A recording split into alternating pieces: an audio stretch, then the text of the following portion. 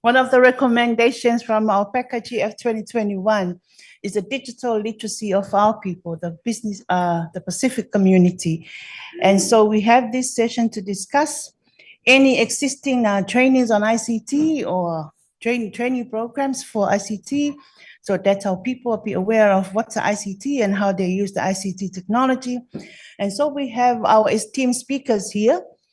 Unfortunately, others are not joining, but we extended an invitation to them because they have beautiful work, especially in PNG. Kevin Soli, he is the founder of the PNG Flying Labs. Very interesting because those labs are in the remote area. So it would be nice to hear that from him. But it's good to see that Vanuatu already have that in place. They have the computer labs in the communities. I think some of the Pacific Islands already have those. Without further ado, I would like to start up with Elisapeta, my wife from National University of Samoa, with the discussion in the importance of the digital skills and content in the Pacific, and how can that expand it to the current training programs we have and any extensions to the online learning platforms. Over to Peta.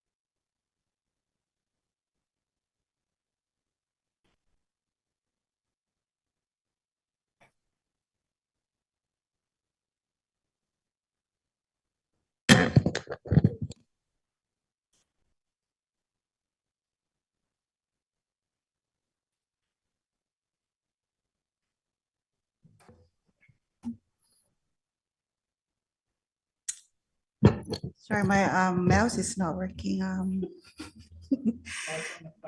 Poor eyesight. Where's my mouse? So is that my screen you're sharing? But I'm not looking at my okay.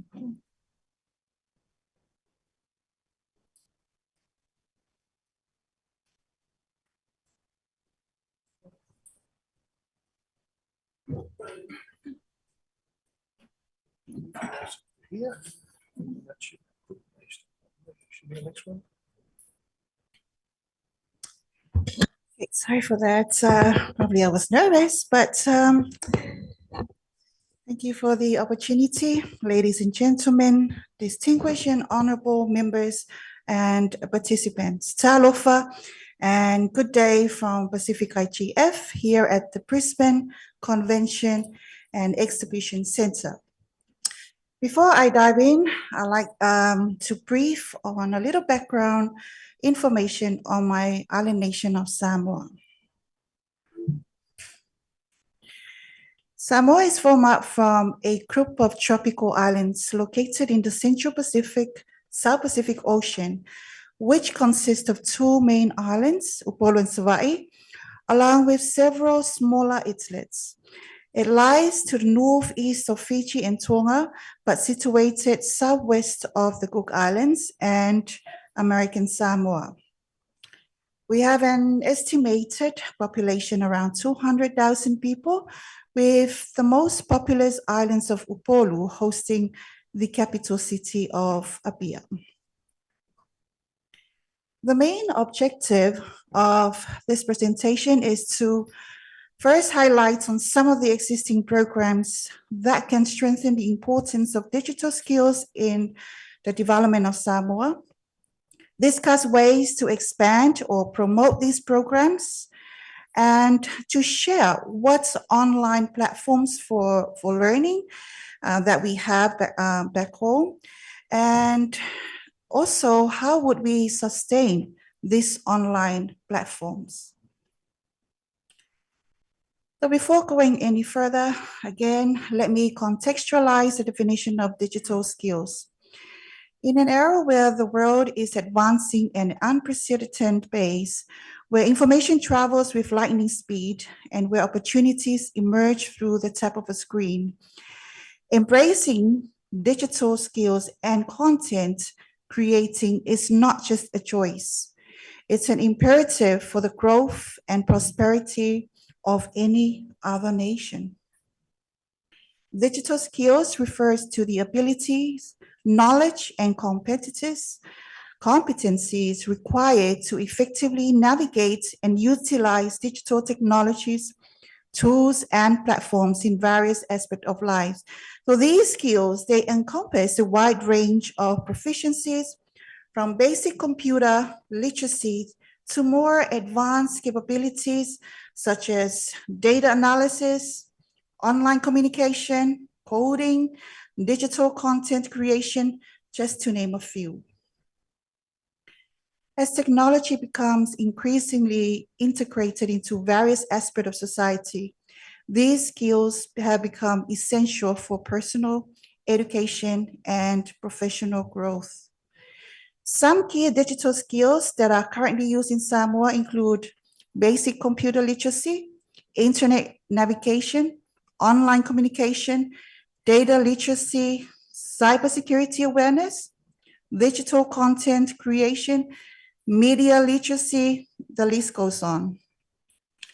Again, my focus, I would like to reiterate on by providing some of the current and existing programs which promote digital skills, make recommendations on ways to expand these current programs, talk about online learning platforms in Samoa, and also try to provide recommendation on how we can expand these current online learning platforms.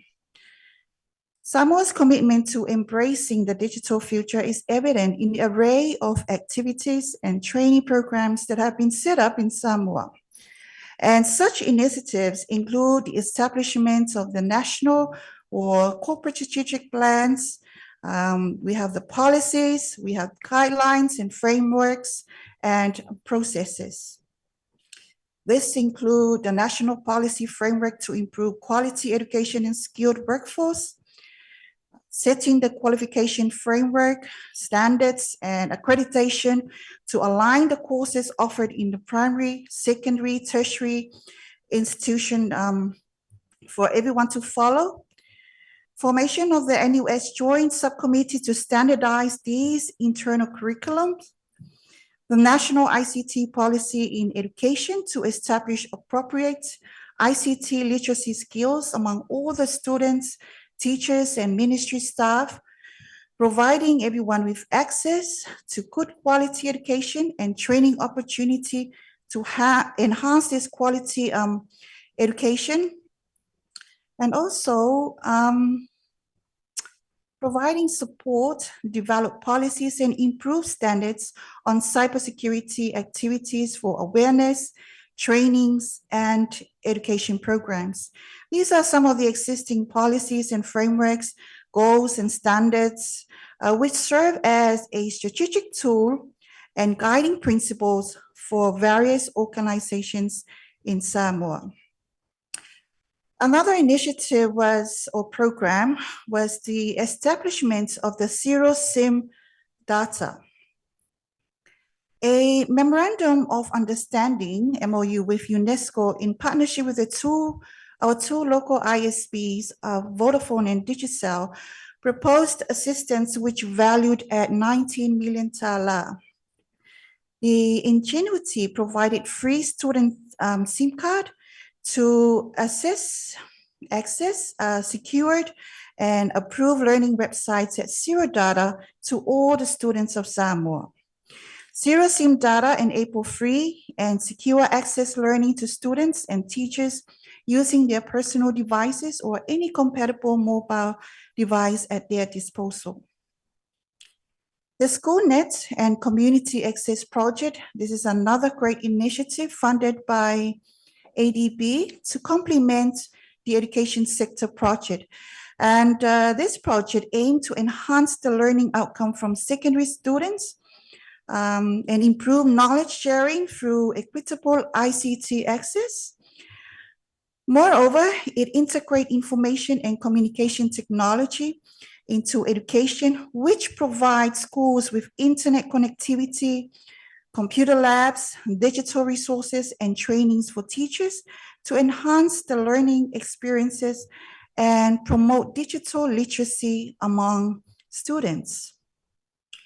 Government of Samoa, through the Ministry of Education, Sports and Culture, funded free internet access and email services to primary and secondary schools in both Upolu and Sarai.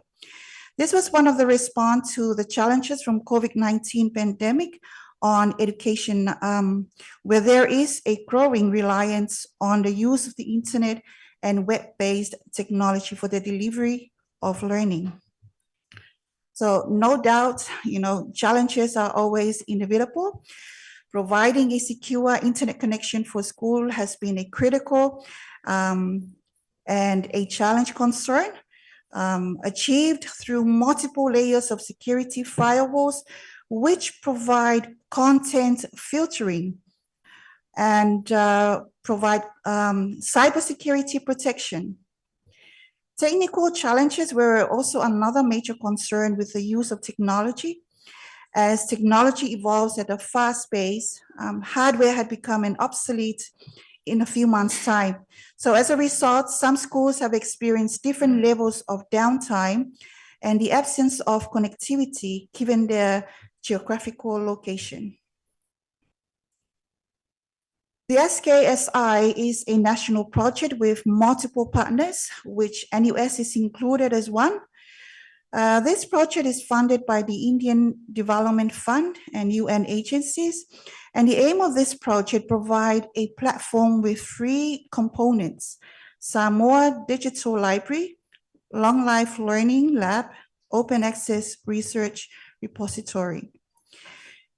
SKSI offers access to information and knowledge to the society, reduce inequality, and provide a better access to information and bridging the digital divide.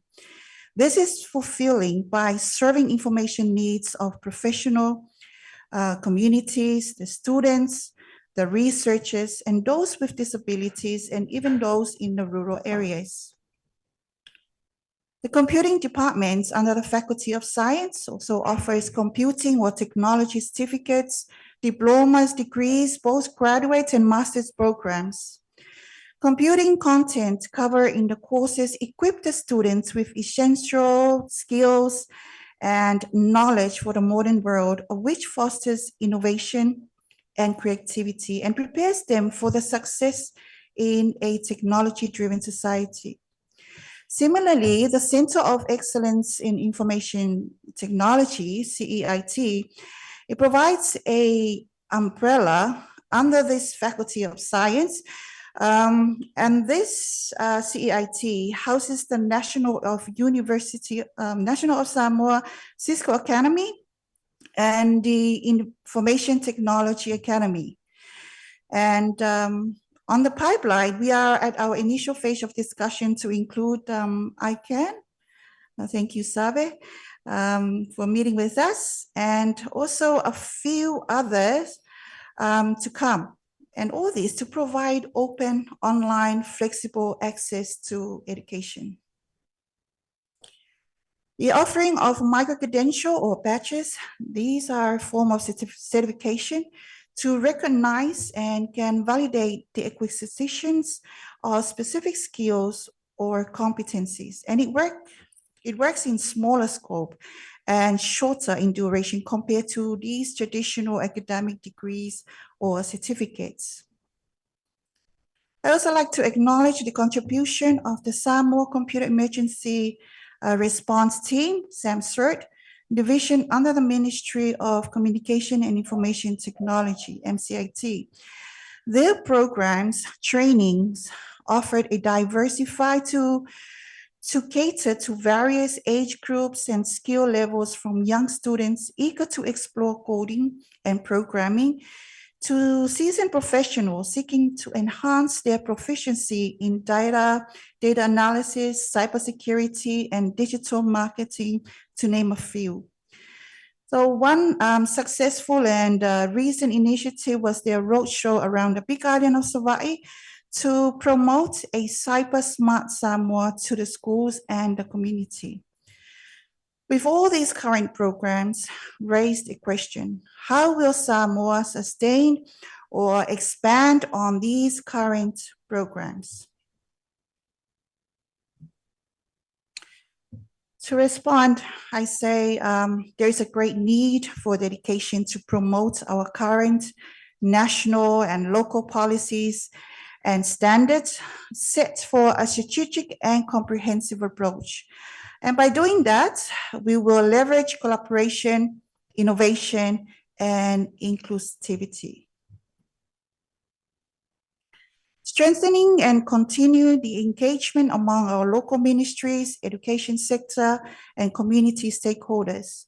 By doing that, we will identify opportunities for growth and tailor our programs to address the evolving need of learners and the digital landscape.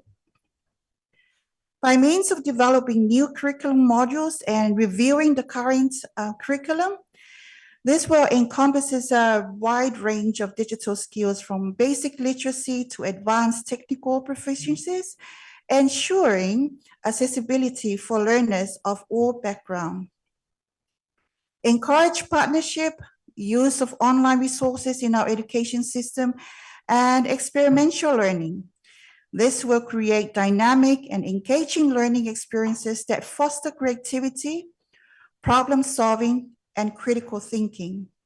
And lastly, there's a great need for commitment to empowering individuals with the digital skills needed to survive in this constantly changing technology in a modern world. So it will drive us all just so we can continuously evaluate and adapt our programs, creating a lasting impact on individuals and society as a whole.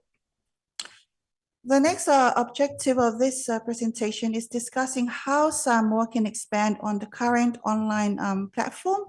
But before that, let's look at what we have so far. Our current online platforms back in Samoa.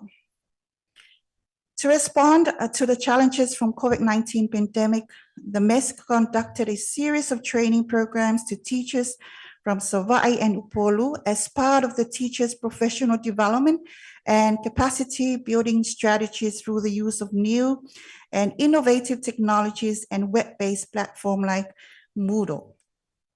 Samoa Information Technology Association, or the SITA, and also some private consultant also offered Moodle training to staff and students in some of the local colleges. At the National University of Samoa, virtual classroom was first established back in 2003. Since then, teaching staff and students had not fully adopted and accepted the use of online learning until January 2020, when the state of emergency was declared in the island nation. Borders closed down, all the residents except for essential workers were required to stay at home. Schools, NUS included, were all closed, discouraging mass gathering in any place. As a response, the NUS Moodle team conducted trainings within 2 weeks to the teaching staff so they can be skilled to use Moodle. Other learning management systems like the video conferencing tools and other online resources to deliver lectures, assignments, and assessment were also quickly adopted by the teaching staff so that full online classes mode can be done. As mentioned before, the Center of Excellence in Information Technology, this is a new and a recently approved subsection under the Faculty of Science. The focus for this initiative is to coordinate all the programs that are affiliated with our external partners, our societies, like the NUS and Cisco systems, Commonwealth of Learning, and there is a forecast that more programs will be liaisoned and will be offered under this umbrella. Expanding the use of these current online learning platform in Samoa or in any similar context involves a combination of strategic planning, technological infrastructure development, community engagement, and continuous improvement. In addition, to expand, there is a need to conduct an evaluation to assess the current technologies, infrastructure in Samoa, including the internet connectivity, device accessibility, and digital literacy levels. Results from this assessment will identify areas that need improvement to ensure a broader reach for online learning. Collaboration among education sector, there is the NUS, the mixed government agency or ministry, non-government organization. All of these affiliation is encouraged to build partnerships and gather insights on how to effectively implement and promote online learning.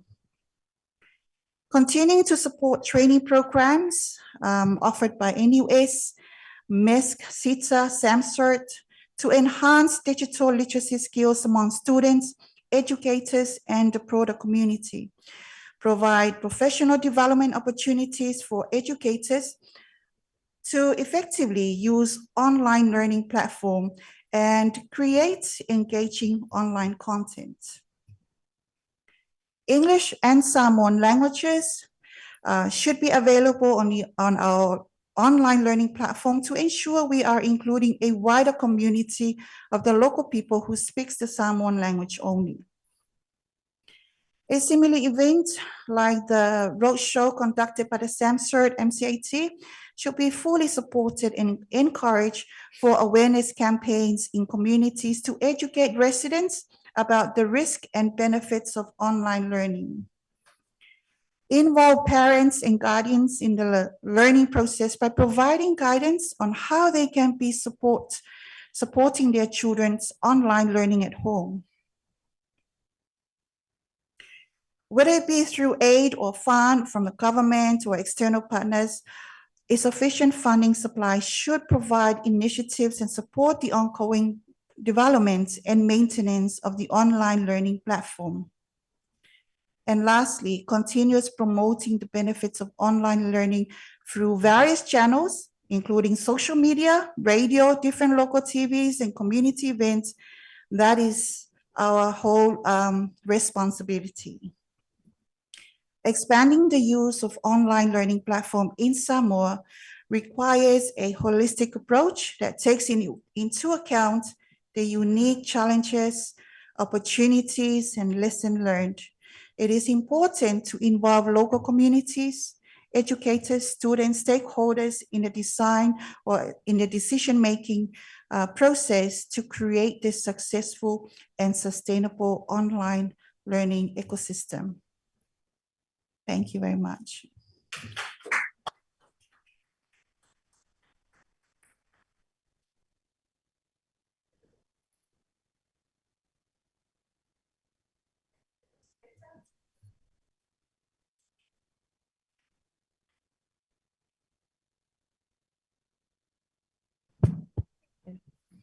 Thank you, Elisapeta. Any questions for Peta before? Okay. Can you read out? Okay, will do.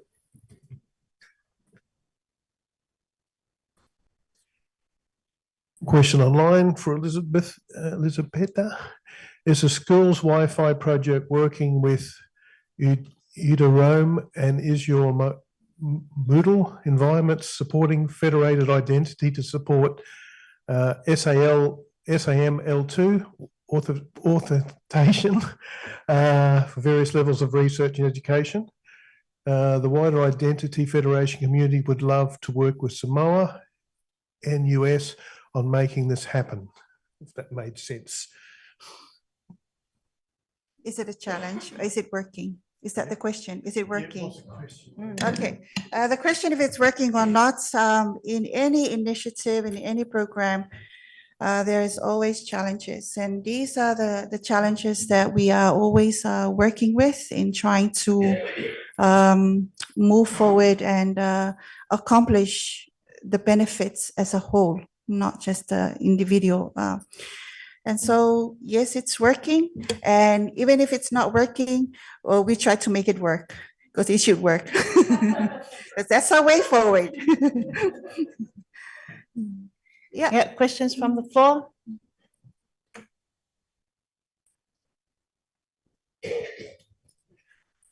Dave from AP Nick. One of the things I've found when I talk to other universities and other education providers around the region, not just in the Pacific, but other parts of Asia Pacific, is that when they're doing these programs, especially for upskilling and starting in the schools, is software licensing is a problem. Are you encountering those problems? Because one thing we've also found is that people then going and finding software online, trying to find cracks for it, then introduces a cybersecurity risk. So is this an ongoing problem for you guys as well? Yes and no. Some of the initiatives and current policies set up in our university is to be able to have this not the correct versions, the full license in the university so we can use it.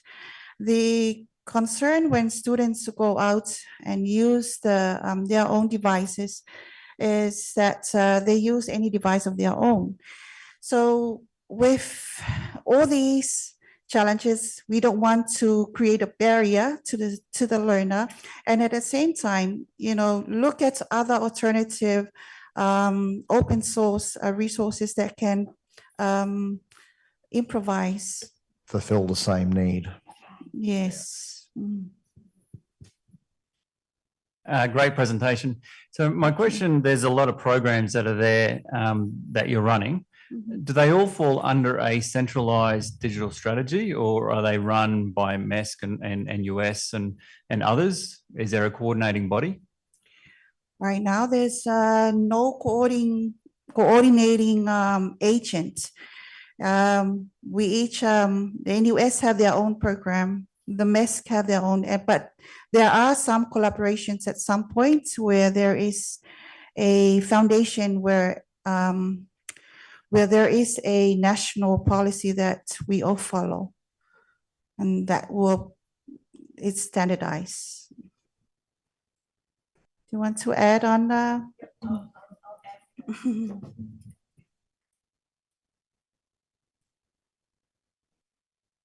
Thank you, Peter, for that informative presentation. I just want to add on what AP Nick questioned. Yes, within the National University, we have policies in place. So no more cracked versions. That was before 10 years ago. So now everything's been plugged and controlled from a firewall, double firewall with AVs in place, that no more cracked versions allowed within NUS network. To Bo's question, the education sector has approved or endorsed a digital strategy for the education. That's where one of the arms to collab to work with the National University with their programs. So hence I saw Elisapeta mention more training for teachers, for the educators, because even though we deliver courses for students, but if the teachers in secondary school, they're not really digital literate to deliver, there is no point. So that's the other part of the digital literacy, digital strategy. You were part of that consultation, and you were part of that writing of the digital strategy for the education. So yeah, things are moving. So I think Samoa and I'm sure other Pacific countries are going through that path. Thank you. I hope that answers your questions. Any other questions from the floor before we head over to Rukshar? Thank you very What about much. another big round of applause for Petra, please?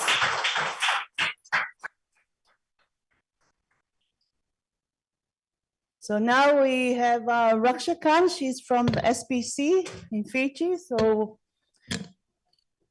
She's a program analyst Yes. and her details are online. You can read because it's a long bio for her. So yeah, over to Rukshar. Thanks. Okay. Good afternoon, ladies and gentlemen. As time being a constraint, I will try my best and wrap this up in 10 minutes. So please bear with me. Yes, I am Rukshar Khan. I'm an Analyst programmer at Pacific Community. I work for the education sector, and we mostly deal with Ministry of Educations of the regional countries. These are the regional countries that are part of our membership for the Pacific Community. Right. So why digital skills is essential? The Pacific region.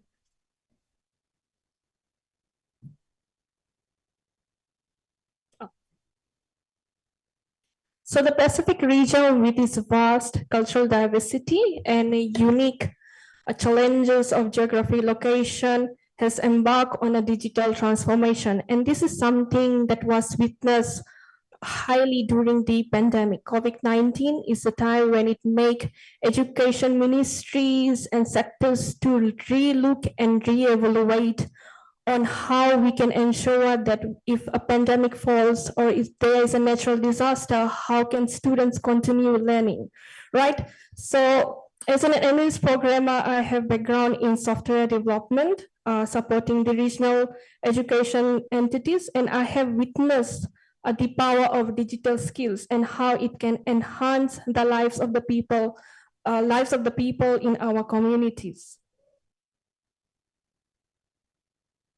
So the first point which I would like to talk about is empowerment and economic growth. Then second, which I feel is the most essential, is enhancing education. And the third one is catalyzing innovation. So the first one is empowerment and economic growth. The digital skills are the gateway to economic empowerment. They equip individuals with the ability to navigate the digital landscapes and access information and participate in online economics.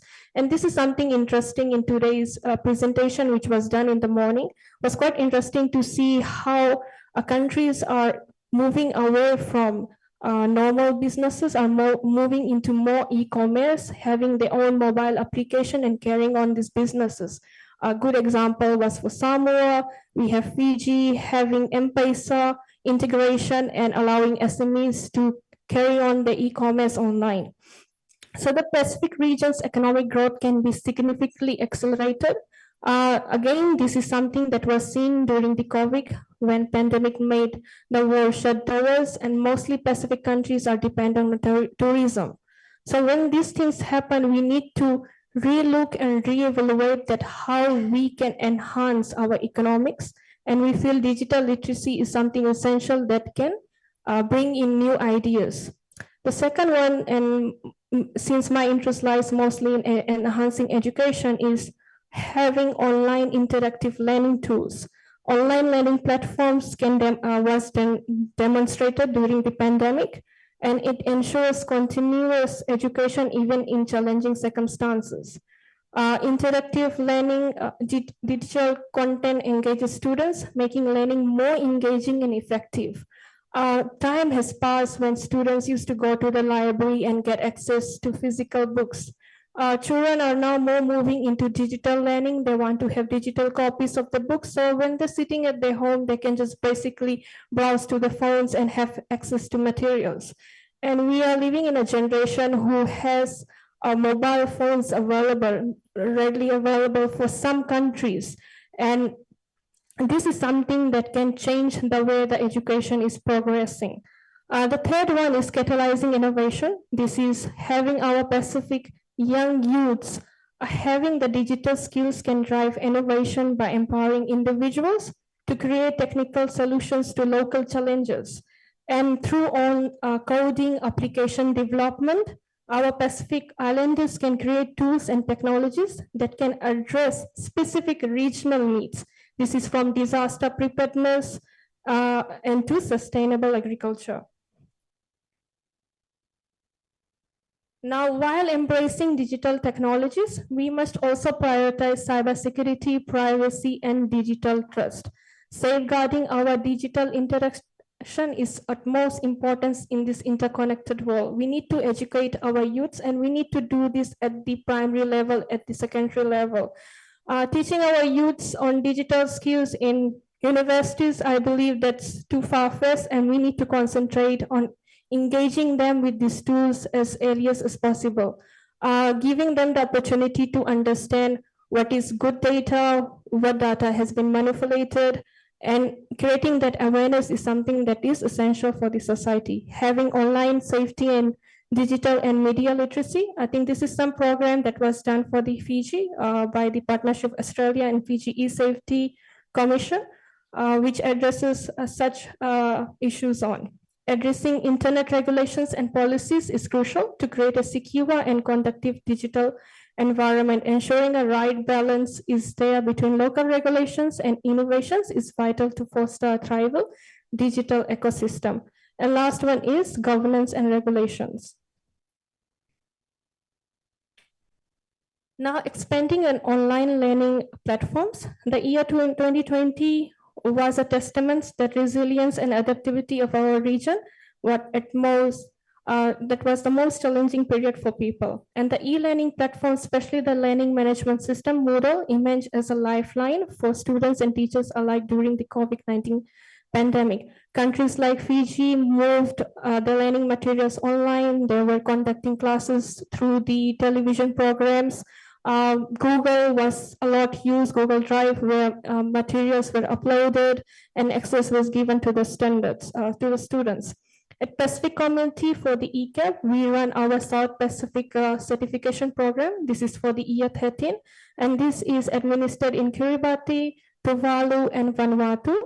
So we have a range of students who take the year 13 program, and to allow them to continue learning, we introduce the Moodle online platform. So initially what we did was get all the contents on the application, and we carried out the enrollment process. So now here was the challenge which came into focus, and that is seeing that most of the students didn't have email addresses, and without having email addresses, we couldn't carry out the registrations for them on our system. So we had to communicate with the schools, and they had to go and help the students creating the Gmail accounts or Yahoo accounts, and then giving us those informations, and then we were able to carry out the enrollment. Once the enrollment was done, then the students could log in onto the system and have access to materials. We went on the extent of creating interactive assessments. This is when students were at home lockdown. We created quizzes for them with the past year papers. So they had access of these facilities where they could go and do interactive learning, learning from past year papers, practicing for the actual exam. The Moodle platform also gave the opportunity to carry out forums in which students could ask questions, and even if a student from a different country or a different school knew an answer, they could attempt to that as well. Teachers from Vanuatu, Tuvalu, and Kiribati were also there to assist students from their own schools as well as from other countries. So this actually bring in more Pacific resilience and educating each other of how they can improve on and what are the differences.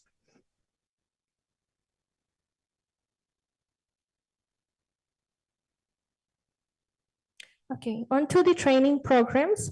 Expanding digital skills in the Pacific requires a multifaceted approach. First, we need to develop comprehensive training programs that cater to individuals for all age groups and skill levels.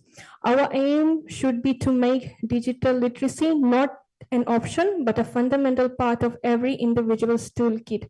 This is going right down to the school levels, getting our children educated, and even going out to the communities and educating our Pacific communities.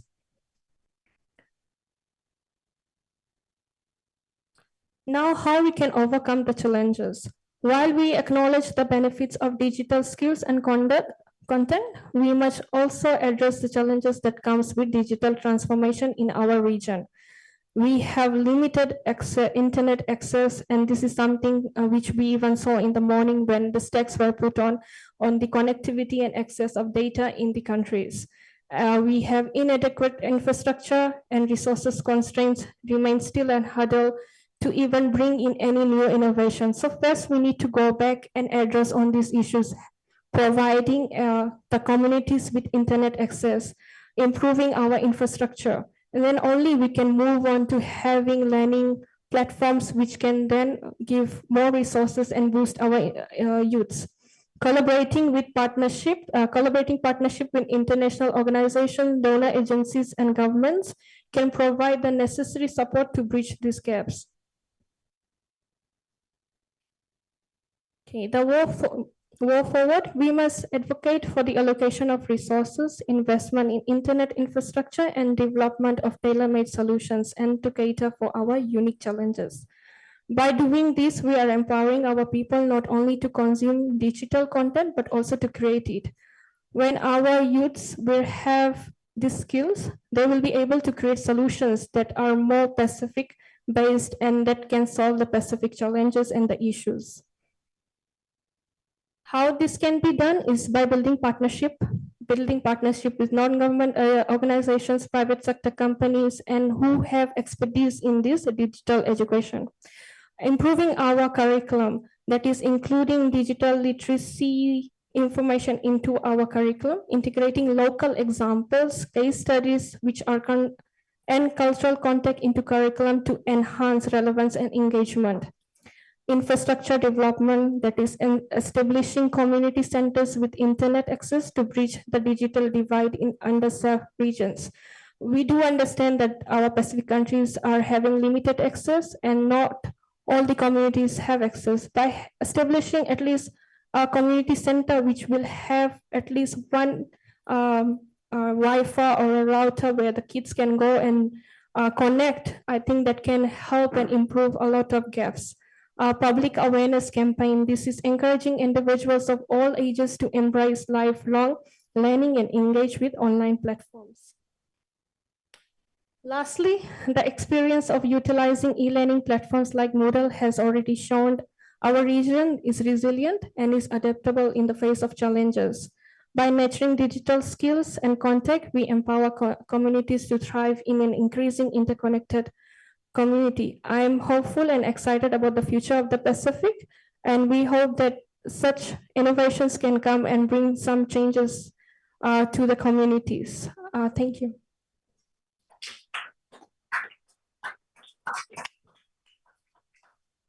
Thank you, Rukshar, for that beautiful and flourish presentation. So now we hand over to the floor. If there are any questions? Any questions online? Peter, please. Okay. And here? Any questions for Rukshar before we hand it to Doreen of Smart Sistas? Is she joining?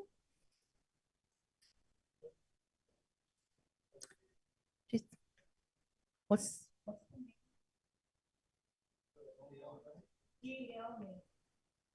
Hello.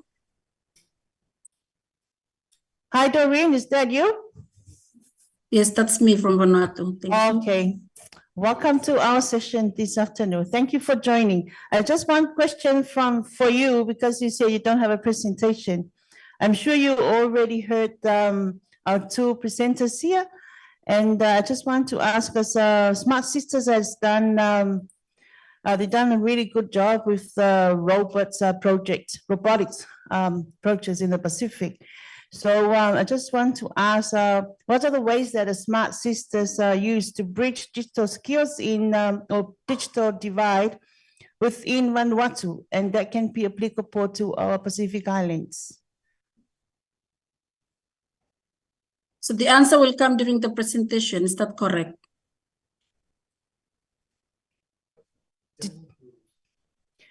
Do you have your presentation with you?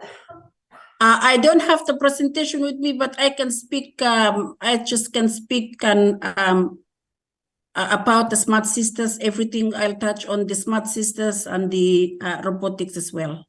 Okay, you can share that with us now, please. I've just said that I don't have the presentation, but I can speak directly. Do you want me to do the presentation now? So share your insights or whatever you have for us today. please. Okay, thank you. Thank you so much for having me this afternoon. Good afternoon to the participants, the PAC HUF participants, and those of us who are online. My presentation will basically touch on the Smart Sistas program that has been run in Vanuatu since 2014. First of all, Smart Sistas. SMART stands for Sisters Mastering in Advanced Real Technology. And it was it was launched in November 2014 by a group of interested individuals from the public and private sectors. And you will have Andrew Molifurai, who is attending the PAC HUF. He is one of our committee members. And there's not more than 5 of us in the committee who has been running this program since 2014 up until today. Okay, the primary purpose of the ICT, the objective of ICT is to, the Smart Sistas Girls ICT is to promote young girls to take up ICT in their educational career, and at the same time is to engage the community to support and empower young girls to start thinking about involving technology around them and then decide whether or not they can be part of the technological change by choosing the career path in ICT. Like I briefly mentioned, it started in 2014, but the first ICT camp was launched in 2016. We had our first 10 girls attending the camp in 2016 between the ages of 11 to 15 years. And they had a 1 week intensive training. And from then on, we had the ICT camp happening every year until now. So that is about 9 years since we've run the ICT program, Smart Sistas ICT program. And the first camp was sponsored by Peace Corps Vanuatu, which is the main sponsor until today, the telecommunications operators, the radio communications and broadcasting regulator, the RPR, and the Vanuatu government through the Office of the Government Chief Information Officer, and the Smart Sistas committee members. And then the program has increased to include other activities as well. So we are now offering not just ICT camps to the young girls between 11 and 15, but we also participate in the global robotics, and we're also doing the technovation. And recently we've just introduced a hackathon. So with the ICT camp itself, like I said, we bring in young girls between the age of 11 and 15 since 2016 when they first attended the camp. And then we have them for 1 week attending the ICT training, basic trainings.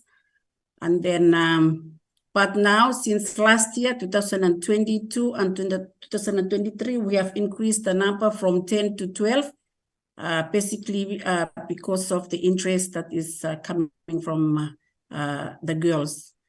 So by now we have over 80 girls that have gone through the Smart Sistas training since then. About the robotic challenge, we also have participated in the global robotics since it first started in 2016. So Vanuatu, Smart Sistas has represented the Vanuatu team to participate in the robotic challenge in Washington, DC from 16, if I remember, 16 July, yeah. And then from then on, Smart Sistas has been part of the robotic up until today. In the robotic challenge, we have had just the girls attending the robotic challenge. And then starting in 2022, and again this year, we have a mixture of boys and girls. Why? Because we are introducing competition. When we noticed that when only the girls are participating in the robotic challenge, there is not enough competition in the game. So this is when the boys comes into to be part of the robotic challenge. The age for participants attending robotic challenge, it's between the age of 13 to 17. Some of the highlights of the Smart Sistas program, we had the first launched in 2014 and first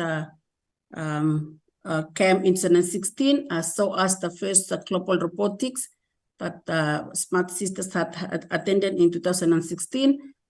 During that same time, we also had, just for your correction again, I am the chair for the Women and Girls in ICT, and we have the chair for Smart Sistas, who is Rodney Villimon.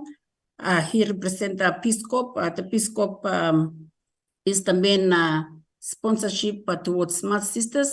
And in July 2016, he attended the Technofashion Master Education Conference in Silicon Valley. So that was a plus to the Smart Sistas program because he brought back knowledge and skills to enhance on the program that we are running every year.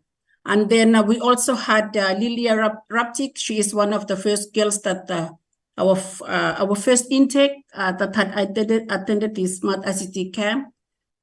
She had attended the National Children's Day 2018 program. And then she also had continued to pursue her engineering studies in Suva after that. So that's one of our success stories. And then in July 2018, we also had the Smart Sistas camp participants they had the opportunity to meet Dr. Finton Craig Sef at the Asia Pacific Regional Internet Governance Forum, APRIGF, that was held in Iririki, Port Vila. So that was also an exposure for the girls. And then also in 2018, we had the girls involved in the UNICEF program. They did a demonstration of, they were part of the launching of the drone technology that UNICEF had introduced in Vanuatu on vaccination program. So they had used Smart Sistas girls to do the demonstration on the drone. And then again in 2018, we had the VPTC and Smart Sistas Peer event at the Christmas park event during the Christmas. And in 2019, we also continued with the UNICEF program. Smart Sistas was part of it, and they were part of the address to the United Nations General Secretary, His Excellency Antonio Manuel de Oliveira Coteros, that had attended, that came to Vanuatu. And and again in 2018, we also engaged in the Adelaide, Australia University, Flinders University in Adelaide. The Smart Sistas girls had participated in deployment of the pilot emergency mesh communication network in Port Vila. And we every year we are part of the Girls in ICT Day celebration. And then we also took part in 2019, we also took part in the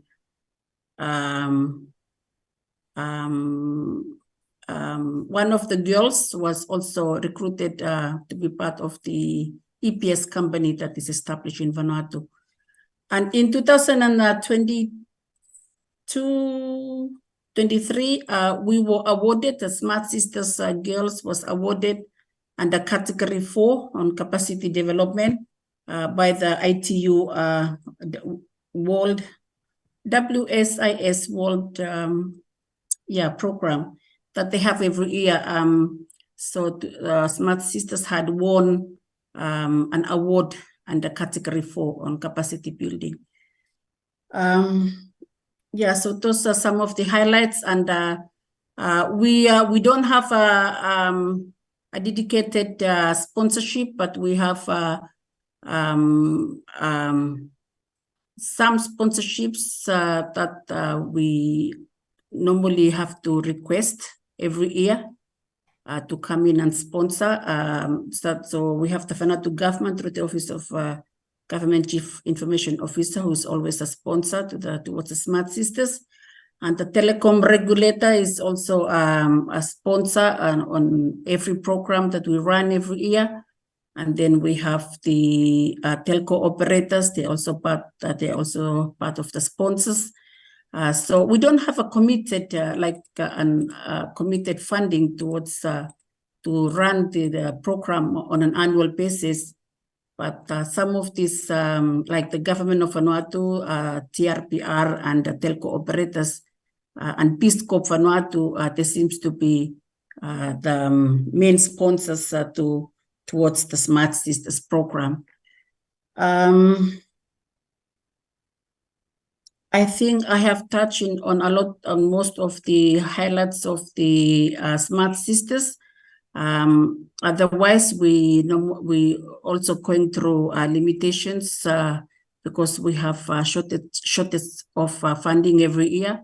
So this is the biggest challenge that we have. And I hope that in this PAC IGF will also consider funding availability towards capacity development in ICT for Pacific Island countries. If that could be addressed and resolved in this meeting, so this can help programs like Smart Sistas in Vanuatu to be fully flexed with a proper structure and a proper coordination from a central office. At the moment, it's just few of us that we have our own jobs, but we give our time every now and then to contribute towards a Smart Sistas program on an annual basis.